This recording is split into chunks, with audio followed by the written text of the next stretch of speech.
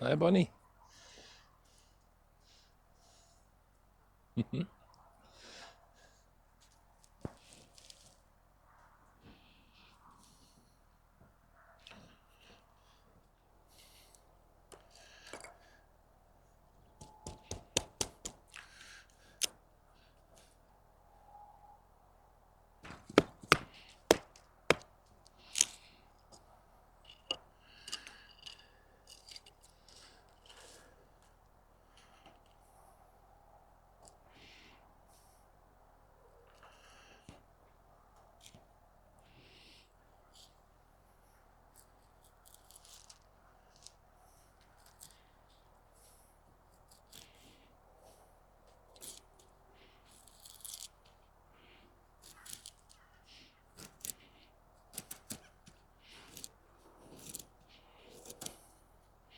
Let's take a closer look on that knife.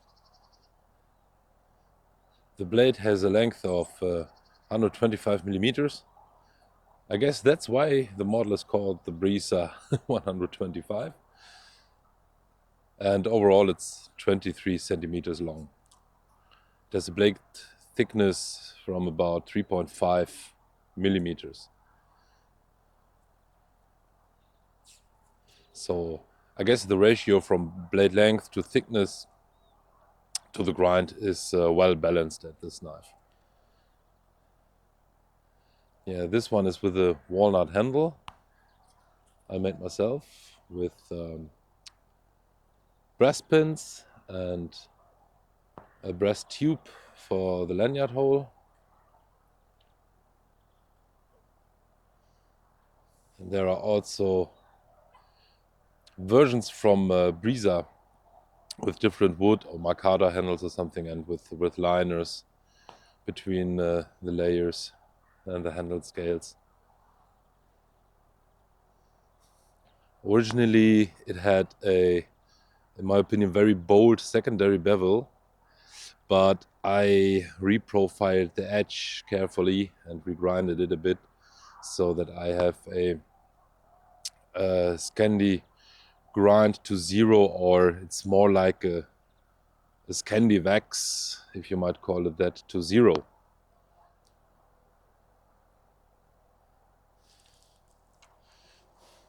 So that sheath is also made by me. I gave it this Viking style leather tooling, and it's made from back-tanned leather and yeah, well treated with leather care. Little tip: if you want to make these sheath on your own and you attach the belt loop with a seam and not with rivets, then make sure you can't cut with a knife through that, because you can't get in this position anymore when the sheath is ready stitched. Of course it is a Scandi grind, and this kind of grind has its biggest advantages with softer wood, because up there Scandinavia or in the north they have spruce and birch and pine,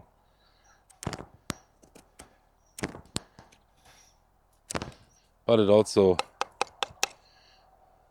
cuts harder wood well. See,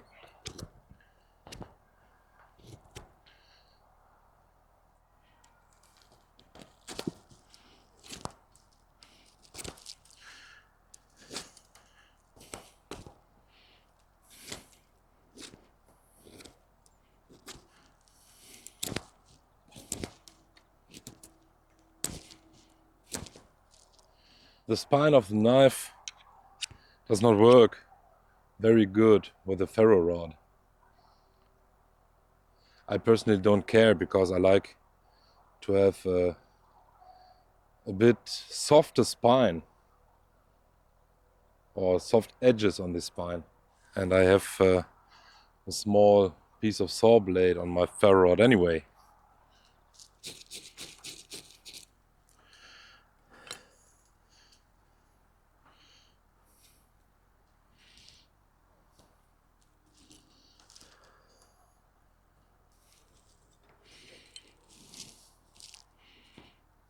So can you chop with that knife? It's rather small, rather short. I mean, of course you can.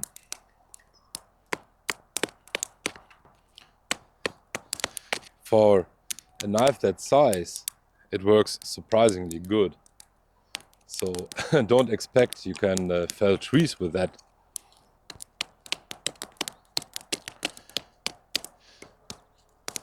But chopping branches and smaller limbs shouldn't be a problem.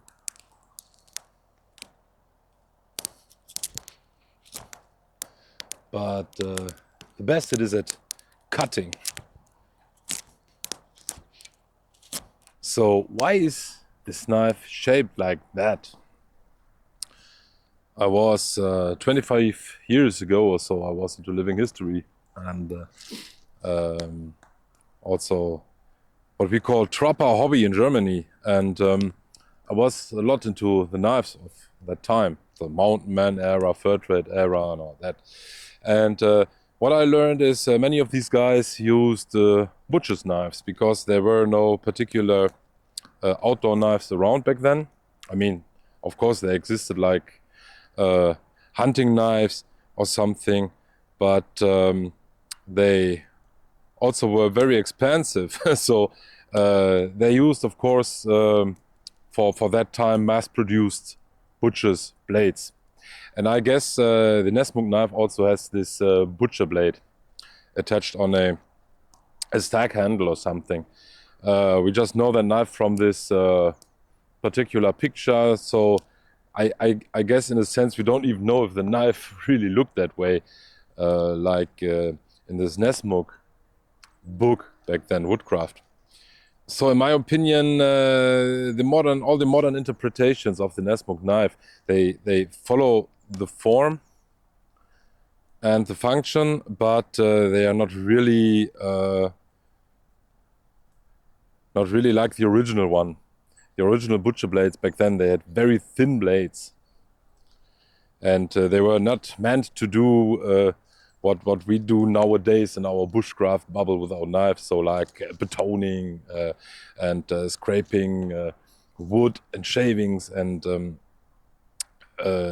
ferro rod or something. The people hadn't that back then. Yeah, it is a butcher's knife, so that's why it has this round belly that helps to skin the animal, so you don't pierce through the fur. And the fur traders back then, they of course they wanted to make a higher price, the highest possible prices for their furs, and so they could not afford to pierce through it, make holes in it. And these knives were very good for that task. Also the tip is showing a bit upwards, which also helps while gutting. And you can grab the knife that way, do a finger on the tip to gut an animal. So yeah, let's cut some veggies with that. You might think I just eat onions and tomatoes here on my channel.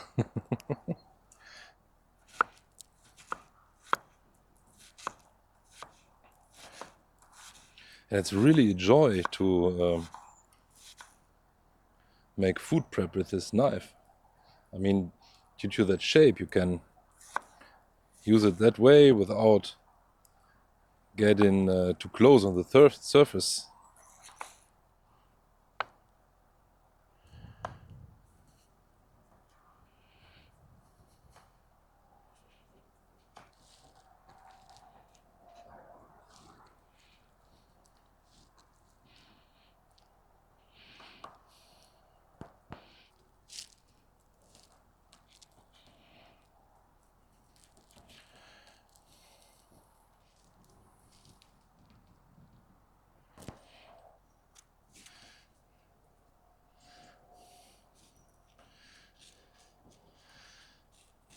I took that knife to our Scandinavia trip last year, and I really used that in almost every situation. It is a great all-around camp knife, in my opinion. I mean, you can do everything, making kindlings for firewood and food preparing. And it also, due to its shape, works great for spreading.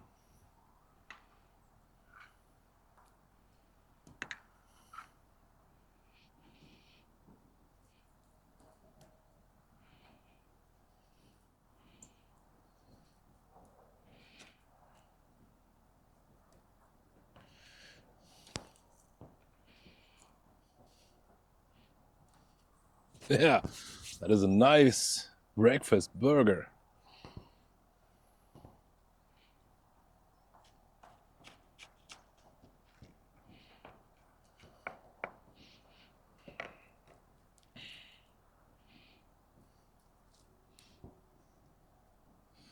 Yeah, life could be worse. Mm. Mm. Oh my God. Oh yeah. Yeah, thank you for watching this video about my Ulfgard Brisa Nessmuk knife. And please let me know in the comments if you have experience with this knife shape, with this particular knife from Brisa, or if you have made it on your own or forged on your own, which I'm not able to do, at least so far. Maybe I am learning that too. Yeah, please let me know if I can improve anything on my channel and my videos. I'm open to critics anytime. And if you want to visit my website, ulfgard.com, there's not much on it yet, but it's growing frequently. And on that webpage, I share my arts, my crafts, the things I do, the things I draw, the things I build, the things I make, I cook. And yeah, all I have to say is have a nice weekend, and we see us the next time.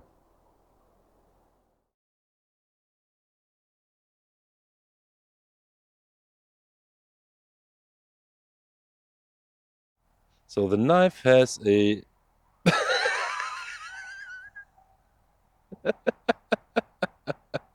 All right.